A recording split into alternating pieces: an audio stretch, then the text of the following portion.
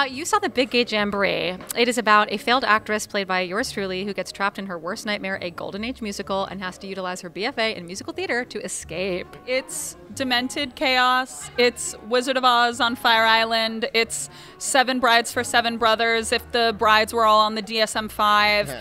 I was crying singing the music. Like, it's a comedy, but everything about the music and the orchestrations and the way the music was written to support even some of the scenes is just, it's so beautifully done. Every day I walk into tech and I think I'm used to it and I'm like shocked and blown over because it is so intimate, it is so special, it is a gorgeous physical production with incredible projections and lighting designer and costumes. They've essentially renovated the entire place for our show, and I think they've kind of we're over-delivering what people are expecting. That's a great way to put it.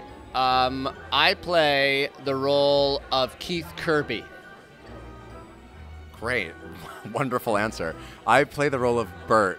He's one of the 3 characters that Stacy meets along the way, you know, in her journey to go back home. And it's very rare for me to get a breakdown where I go, oh, this might be right for me. I'm used to being like, okay, I'll make some choices, and then they'll go with someone whose face is more symmetrical.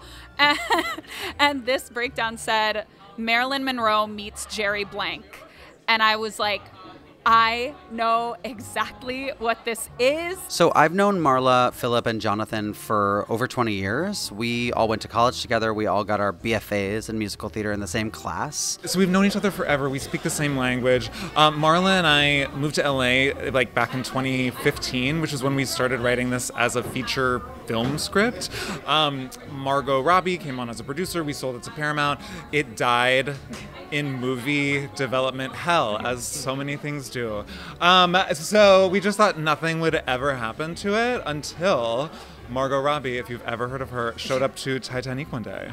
Yes, Margot Robbie was in the audience. I was like, oh my God, is that Barbie? And it turned out it was. I get an email in my inbox 6 months later. The subject line is, hey, it's Margot Robbie. My sisters were like, don't open that email. It's a scam. But I did anyway. I took the risk, and it was actual Margot Robbie. And she was like, Titanique is the greatest thing I've ever seen. What else are you working on? And we had decided as a trio that we were going to revive the movie from the cold, dead ground and turn it into a stage musical. And Margot was like, great, I'm in. When do you want to do it? And I was like, tomorrow. And she was like, okay. I think somebody on our team said it best. It kind of feels like all of the people who are so talented that nobody knows what to do with them all ended up in our show. They'll hear some gorgeous songs. They're going to chuckle their buns off. Their ribs will be severely tickled. Yeah. And gay, straight, everything in between, everybody's going to love it. The visual and sonic world of this show is so sweeping and so transportive, and I really am excited for everyone to come into the town of Bareback.